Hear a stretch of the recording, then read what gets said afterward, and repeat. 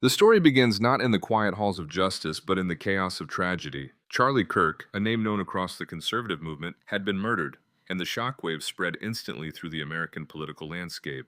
For millions of supporters, the crime was not just personal, it was political, and for Donald Trump, it was a declaration of war.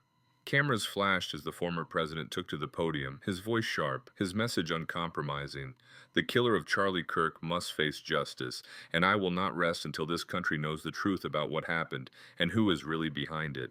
At first, it seemed like another bold Trump moment, a demand for swift and decisive punishment. But soon, whispers began to emerge. This was no ordinary murder. Details were scarce, evidence was strangely incomplete, and the investigation seemed to stall before it even started. Outside the courthouse, protesters clashed. One group shouted for the death penalty, their banners painted in bold letters, "Justice for Charlie." Another group warned of something darker, that the truth about the murder was being hidden, that powerful forces had stepped in to control the narrative. The media went into overdrive. Some outlets framed Trump's demands as reckless, an attempt to inject politics into a case that was already fragile. Others suggested that he was onto something bigger, that his instincts had uncovered what officials were trying desperately to conceal. Trump himself doubled down. Standing before a roaring crowd, he leaned into the microphone, his face fierce. "You think this was just random? You think this was just some senseless act? No, this was organized, this was protected, and we're going to find out exactly who's pulling the strings." The words lit a fire. His base, already angry, now had a new narrative. This wasn't just murder, it was conspiracy. Something powerful was lurking beneath the surface, and Trump had positioned himself as the only one willing to tear back the curtain. Inside Washington, unease grew. Lawmakers whispered in private, investigators dodged questions, and the Supreme Court loomed as the battleground where truth and lies would collide. Chief Justice John Roberts, silent for now, became a symbol of the system Trump promised to challenge. And so, the battle lines were drawn. On one side, Trump, fueled by anger and certainty, demanding not only punishment, but exposure. On the other, an establishment that seemed strangely reluctant to move forward. The nation could sense it. This was bigger than one crime, bigger than one trial. This was the beginning of a showdown that would shake the foundations of power itself. The question was no longer if there was a conspiracy, but just how far it reached. As the days passed, the investigation into Charlie Kirk's murder began to look less like a search for truth and more like a carefully orchestrated cover-up. Files disappeared, witnesses grew silent, and officials who once promised transparency suddenly dodged the cameras. For Donald Trump, this was confirmation of what he had warned. Something bigger was at play. In rallies across the country, his words cut sharper than ever. They don't want you to know the truth. They want you to believe this was some lone act, just another crime. But I'm telling you that there are people, powerful people, who don't want justice for Charlie Kirk. And you know exactly why. Crowds roared, their chants growing louder. Expose them. Expose them. Meanwhile, journalists dug deeper.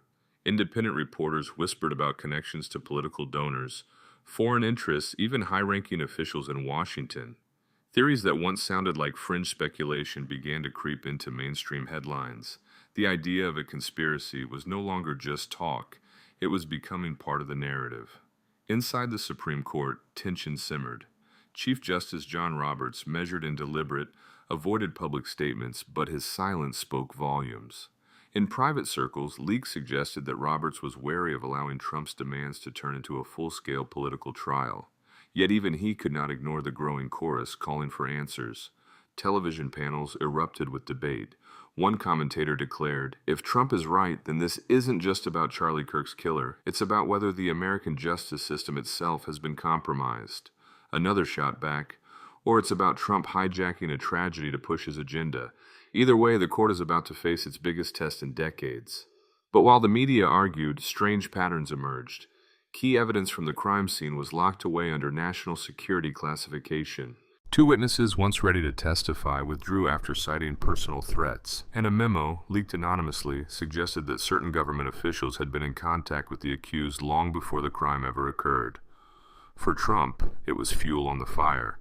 Standing before a crowd in Florida, he declared, "This isn't just a case anymore, this is a conspiracy, and if we don't uncover it, then America will never see justice again."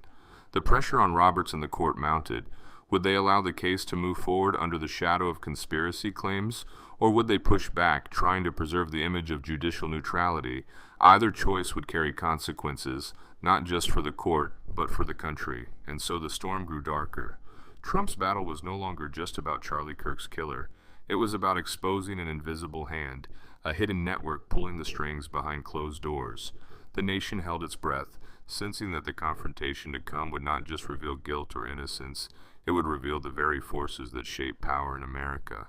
The day of the hearing arrived, and the Supreme Court chamber was filled to the brim. Reporters jostled for position, cameras clicked like thunder, and the air felt charged with anticipation. Donald Trump had promised revelations, and America was waiting. He entered with the same fiery determination, his dark suit and red tie cutting across the sea of black robes. His first words were not about vengeance, but about betrayal. Charlie Kirk's killer is not just a man who acted alone. He is a pawn, and behind him stands a network of influence, money, and corruption. People who wanted Charlie silenced. Gasps rippled across the chamber. Even those who doubted Trump's narrative leaned forward. He pulled a folder from under his arm, raising it for the cameras to see. Inside were documents, some redacted, some marked with official seals. Trump claimed they proved that high-level officials had interfered with the investigation, shielding the accused from exposure.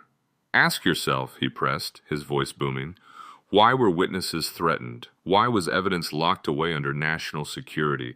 Why do powerful donors keep appearing in the background of this case? I'll tell you why. Because they don't want you to see the truth. They don't want you to know who really benefits from Charlie Kirk's death. The courtroom erupted in noise. Journalists scrambled to capture every word. Senators whispered furiously, and the justices exchanged tense glances. Roberts, seated high at the center, raised his hand for silence. His face was pale, but his voice remained firm. This court is not a stage for political theater. Allegations of conspiracy must be proven, not shouted. But Trump would not back down. His fist slammed onto the podium. Proven? Then let's prove it. Let's declassify the files they're hiding. Let's put the witnesses under protection and bring them back. Let's stop pretending this is just about one man and admit what it really is. A cover-up to protect the powerful. The crowd outside, listening through loudspeakers, exploded in chants. Cover up! Cover up! Cover up! The sound rattled the marble walls, echoing through the chamber like a war drum. Roberts, his jaw tight, finally responded. This court will not allow itself to be used as a weapon in political battles. If there is a conspiracy, it must be uncovered through lawful means, not through intimidation. But even his measured words could not calm the storm. Trump turned to the cameras, his eyes burning with intensity. If they refuse to expose the truth, then I will. If the court won't fight for Charlie Kirk, then the American people will fight for him. We are not going to let this disappear into the shadows. The moment was electric, historic, and terrifying. For the first time, a former president stood inside the Supreme Court chamber, not simply demanding justice, but accusing the system itself of betrayal. The clash between Trump and Roberts was no longer about law. It was about the survival of trust in America's institutions. And as Roberts struck his gavel, declaring the hearing adjourned, one thing was clear. The conspiracy, whether real or not, had already gripped the nation. The truth was no longer confined to evidence. It was alive in the fury of millions. The hearing ended, but the battle had only just begun. Outside the Supreme Court, thousands of protesters surged against the barricades, their chants rising like a storm. Justice for Charlie. Expose the truth. Reporters dashed to deliver their live coverage. Networks split their screens between Trump addressing the crowd and Chief Justice John Roberts walking briskly from the chamber, his face set in stone. Trump's speech outside was raw and unfiltered. What you saw today proves everything I've said.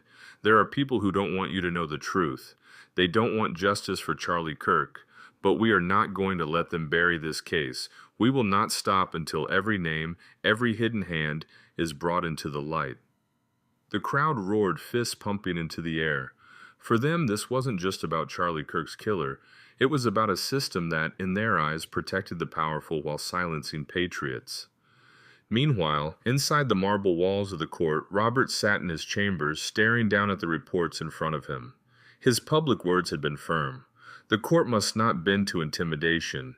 Yet even he knew that the storm outside would not simply pass. The cracks in America's trust in its institutions were widening, and history would remember this confrontation as a turning point.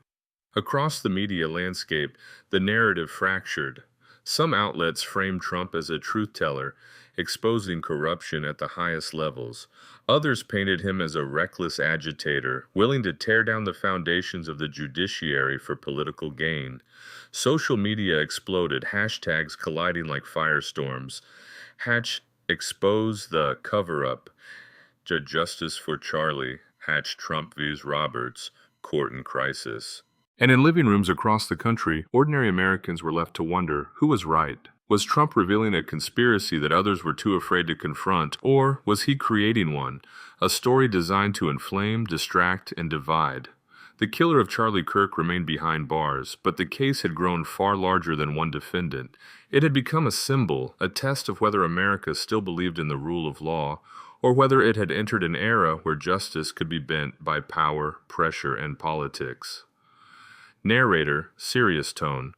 This was no longer about a single verdict. It was about trust in the system, belief in truth, and the willingness of leaders to confront forces bigger than themselves. Trump's battle had drawn millions into the fight, but the question still lingered. Was he the warrior for justice, or the spark that could burn the system down? The gavel had fallen. The hearing was adjourned, but the conspiracy, whether real or imagined, was now alive in the minds of the people. And in the America of today, perception often carries as much weight as proof. Now it's your turn. Was Donald Trump right to claim that powerful forces are protecting Charlie Kirk's killer? Or was this the ultimate act of political theater, a show designed to keep the nation on edge? Drop your thoughts in the comments. We want to hear your perspective. If this breakdown kept you hooked, hit like to support the channel. And don't forget to subscribe for more dramatic political deep dives and showdowns that reveal what's really happening behind the headlines. Because in a world where politics and power collide, the truth is rarely simple, and it's never without consequences.